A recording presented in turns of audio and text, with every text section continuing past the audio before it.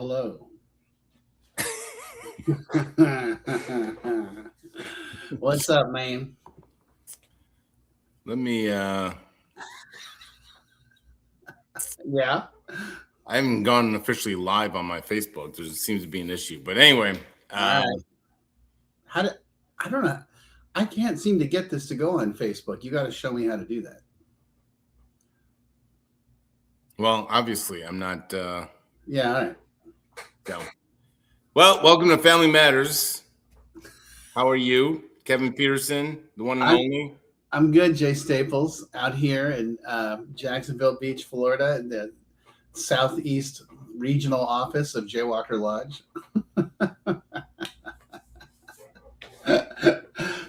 You look like you're a little wiped out there, bro. Yeah, I played golf in scorching heat, and I don't, never was one that didn't drink enough water, but I think I just kind of got drained. But anyway, life All is right. good. So, I'll carry you. all right, we did Family Matters, sponsored by the one and only Jaywalker Lodge. We do this to the best of our abilities. Kind of looks like it's moving to Fridays instead of Thursdays, but Sure. around this time ish, to the best of our ability ish. But calm fears, anxieties, answer questions. The one and only Kevin, we try to stump him. We haven't done it yet, but anyway, Kevin, how goes it? Jay, it's a great day, baby. It's a great day. June 12th. God, we're in the middle of June. Who would have thought, That happened fast, right? Wasn't it just February? I mean, good God. So It was just 2024, actually. I mean, so I'm not even saying February. I'm saying it's going by fast. I'll just say that. So I agree. What's on the agenda today?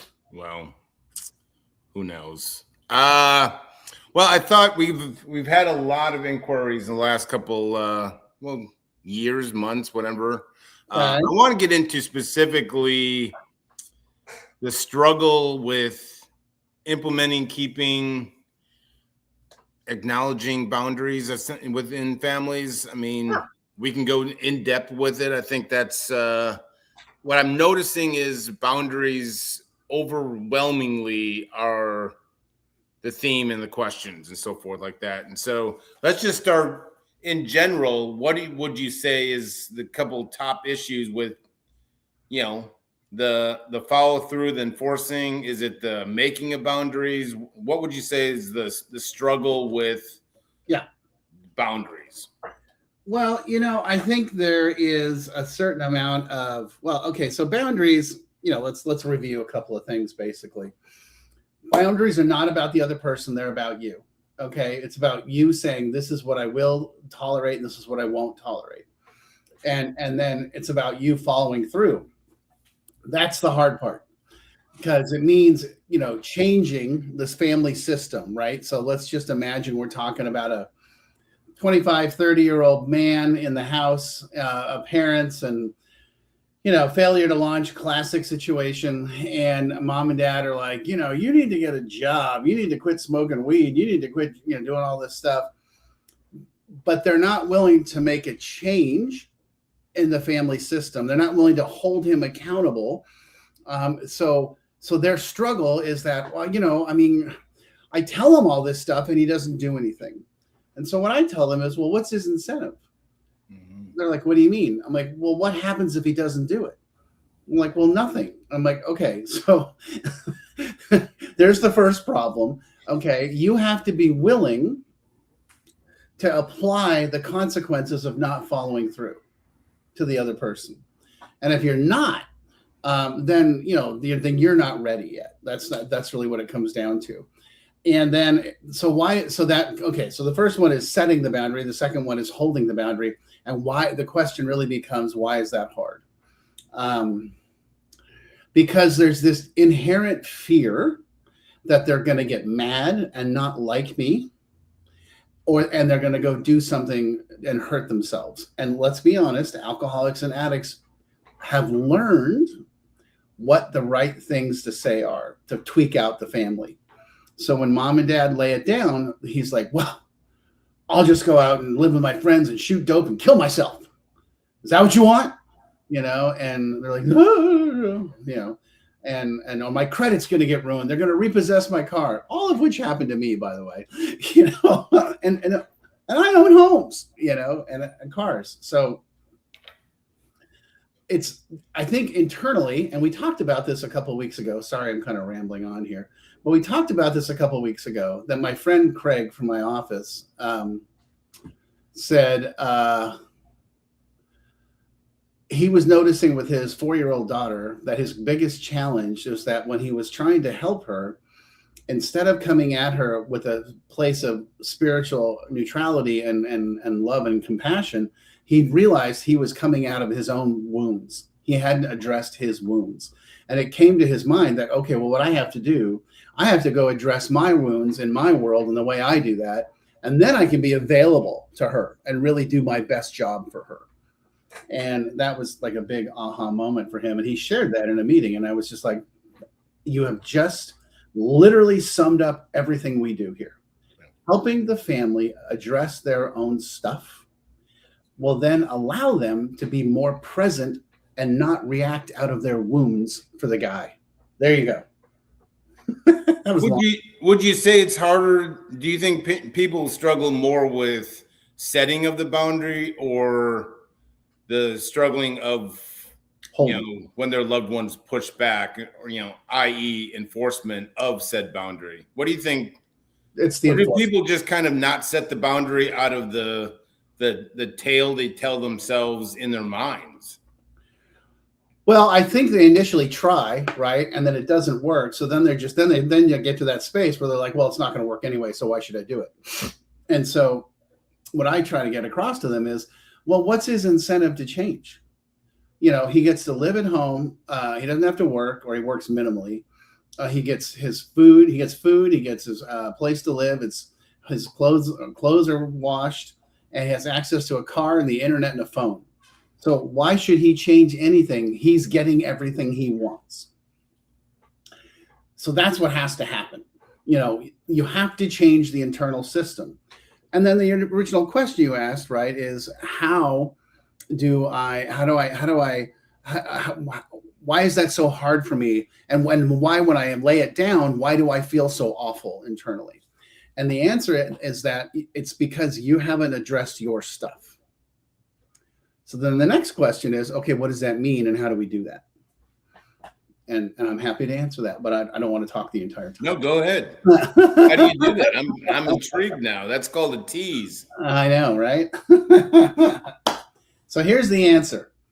Get a load of this. If you send somebody to treatment where they're going to see a therapist, potentially a doctor and a psychiatrist, and go to 12-step meetings, and they're going to heal their wounds, guess what you get to do? You get to go see a therapist. You get to look into some 12-step groups. You may need to see a doctor or a psychiatrist. I'm not saying you have to I'm not a doctor, but I can tell you, you are not going to be able to address your wounds on your own reading a book. Just like he's not going to be able to get, you know, clean of drugs and alcohol on his own reading a book or watching a YouTube video. You're going to have to engage. You cannot expect him to do something you're not willing to do. And that's the scary part, right? Because now the focus isn't on the person, the addict or the alcoholic. Now the focus is on the entire family system, and every member of the system has to heal themselves. Not just that guy over there, you know? So that's the hard part. And it's a scary part, right? Because now I got to dig in and do work. I mean, at Jaywalker, you know, I've created this thing called Jaywalker Lodge University. It's an online portal of education for the families. And a lot of times they look at it and they're like, yeah, I'm not doing that. I'm not doing this because that means I'm going to have to really focus on myself and dig in. And I'm like, I understand, but that's why I'm here to help you. Let me guide you through that process. Let me help you find someone in your neighborhood to go see as a therapist. And, you know, let's figure things out. And let's find a 12-step meeting, or maybe it's a church meeting, or I don't know, you know, whatever. It can be whatever, but a group of people that are fighting the same battle, that are supportive, And that way you're in a community just like the person in treatment or the person in recovery. Well, I also think it's interesting when talking with families, and I think it gets when addiction and mental health and substance misuse, however you want to frame it, gets involved. That seems to be the overriding kind of theme. But what I think is interesting to point out, and families kind of have this oh crap moment, is when I point out that, that mainly the family is a mom and dad or something, but the boundaries is not just with the addicted loved one. Like they're still bailing the other sibling out and not allowing them to grow. The only difference is one has a substance issue that, ends up in jails or treatment or something. The other one, they're still being robbed of the growing up experience or the consequences of their decisions. So it's not just even when we're talking about the boundaries, putting in with that loved one that's suffering. I think the boundaries need to be family wide and so forth. That's what I always find interesting. No, 100%. I mean, it's not just, again, the old school methodology, right, is identifying what we call the identified patient, you and me. Oh, there's Jay and Kevin. They're the problem. Yeah. Let's remove them from the ecosystem, drop them into a treatment environment or whatever, AA treatment environment, and then they will get all better and come back. And what ends up happening is that person comes back and they have changed, right? And they come back to the family system and the family system hasn't changed. They're still walking on eggshells and like, well, I don't want to do anything that's going to hurt his feelings because then he may go get high or drink. And I'm like, if his sobriety is that fragile, he shouldn't come home. He should stay in treatment. But I also want you guys at home to start taking a long, hard look and addressing your stuff because, it turns out that when we look at the way you've been handling your person, your identified patient, that might be symptomatic of something, some attachment disorders or some codependency, or maybe some trauma as a child, or maybe you grew up in an alcoholic home or had an alcoholic grandparent and everybody learned how to, not make noise and walk on eggshells. And I'm telling you, it's not just the person in treatment. It's actually you were taught to behave like this as a child. And so let's go after that. One of my favorite statements is, happy families have come from happy individuals. Happy individuals work on their shit. Everybody has shit. And then on the back of the t-shirt, we're going to say, and of course, we're going to talk about your childhood because that's where all the secrets are. That's where all the secrets are, and it doesn't mean that you're a movie of the week. Just don't. That's the next thing. I was like, whoa, I'm like, relax. Yeah. We're not condemning you. We're just saying, hey, you behave the way you behave as an adult because of the experiences you had as a child. And so let's take a look at that and figure out what that's all about. And then when I can help you heal, when that person comes home from treatment, and you're going to be healed up and you're going to have a better relationship with them because it's not going to be this, codependent alcoholic or addict relationship. It's going to be an equal relationship. Mm-hmm. You're going to have great boundaries and so are they, but the whole family has to get better, not just the person. What would you say to the family, and I come across it a lot, I'm sure everyone does, but is the implementing of, let me ask, I'll frame it this way.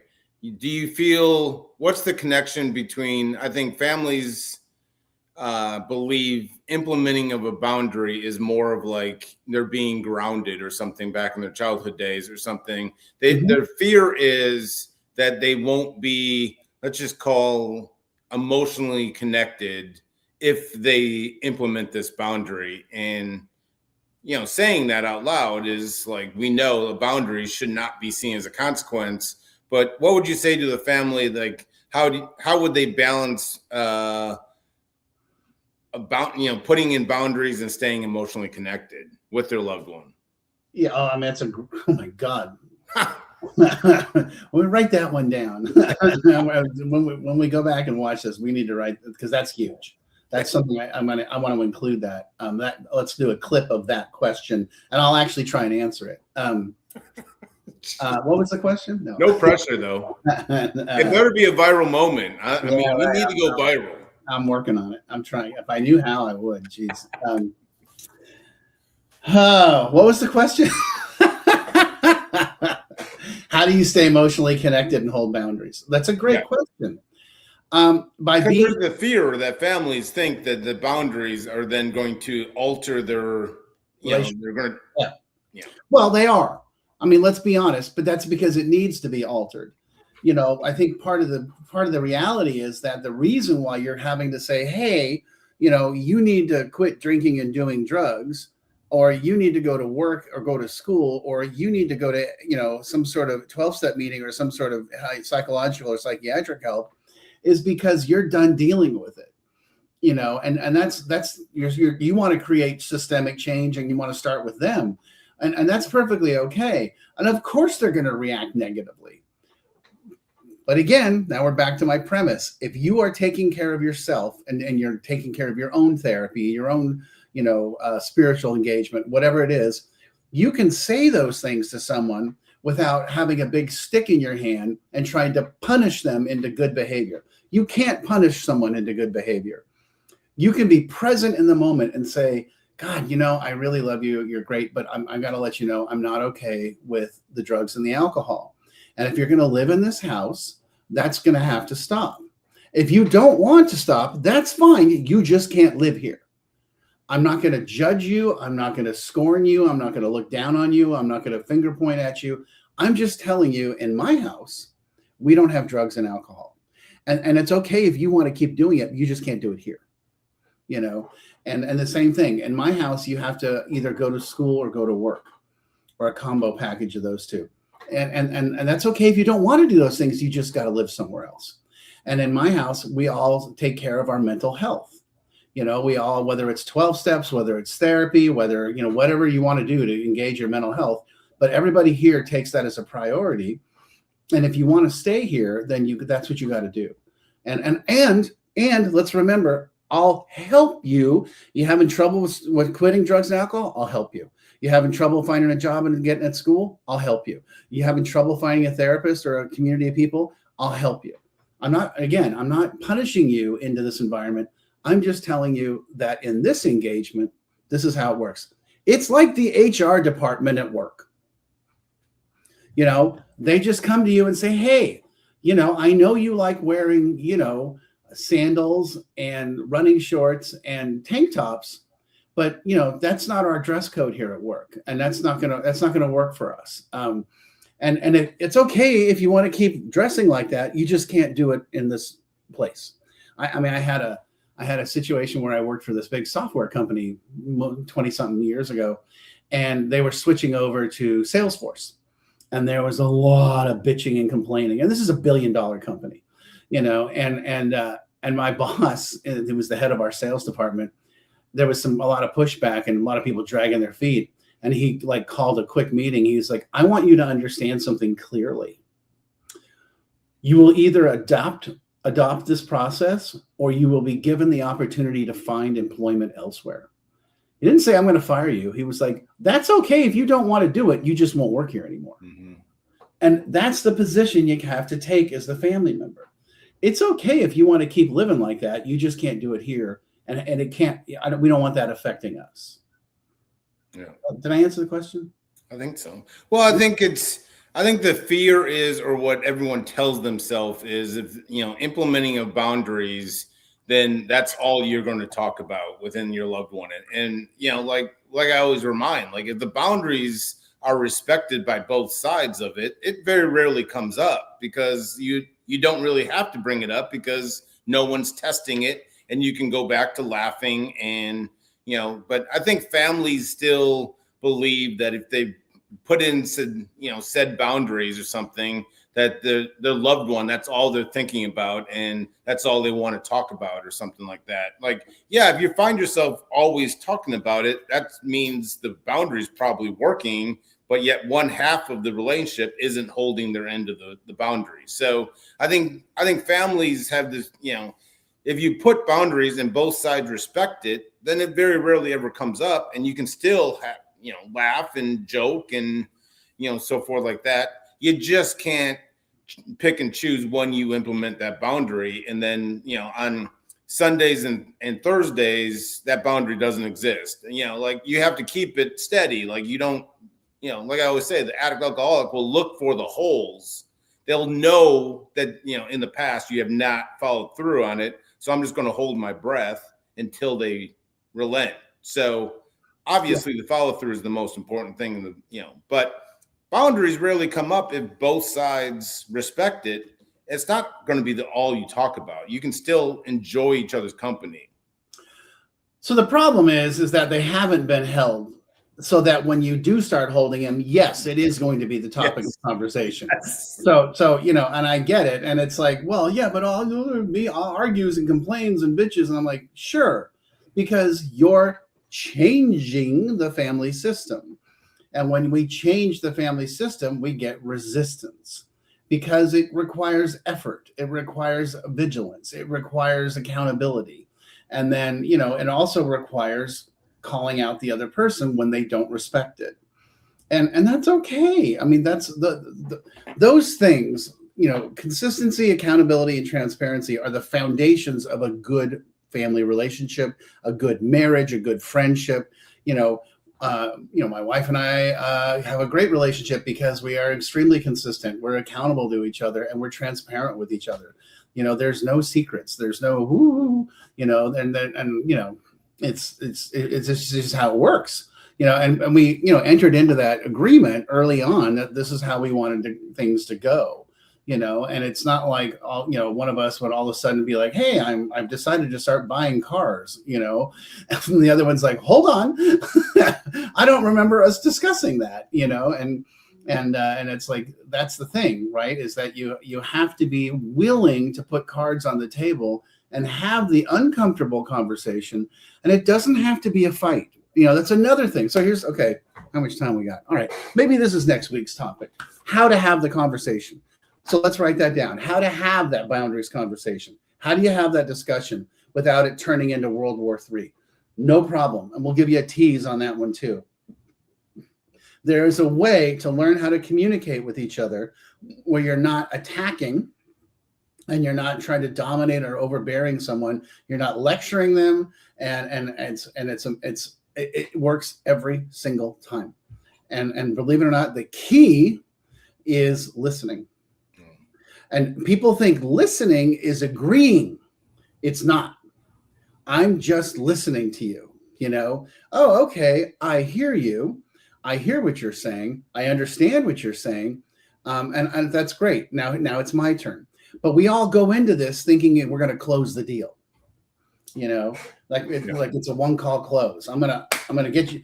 Jay, you're gonna believe in me. You're gonna do what I tell you, how I do it, and that just doesn't work. And there's no vulnerability there. And when there's no vulnerability, there's no connection. Yeah, we'll talk more about it. Well, I think we will get into that next week. But I mean, I just said this yesterday to a family, because they were struggling with how to frame the boundaries, and I was like, let's role play. Like, what are you going to say? And what it basically boiled down to is what I said, like, you're saying a paragraph when all you need is a sentence. And I think people over kind of talk like we all do. When I get uncomfortable, I just start rambling and so forth like that. I think the idea here, we'll get into next week, is you can pretty much probably put it into one or two sentences. And if you find yourself talking for 5+ minutes, you lost the boundary and the point, because the addict alcoholic, I'll just say from my standpoint, is going to latch on to something other than the boundary that you've said within that explanation. And I'd be like, wait a second, what you just brought up, I did not do that last Thursday. And then all of a sudden you're in this argument and the boundary is completely been thrown out the window. So I think don't say a paragraph, say a sentence. So let's talk about that next week. Yeah. And if you want to do your homework ahead of time, take a look at things like nonviolent communication, Google speaker listener, and we will have a ball. And we're going to talk about your childhood. Trust me, we're going to talk about your childhood. So always with Kevin Peterson, we're going to talk childhood. Yeah, that's why I remain so guarded. So I don't want you to break that seal and then all of a sudden I'm just crying. So Okay. Well, I've got defense mechanisms against you. I know your techniques. My voodoo. Yeah, we'll see. We'll get into this next week, and maybe just maybe I'll cry. Who knows? So I'll see you next week. All right, bro. God damn. Oh my God.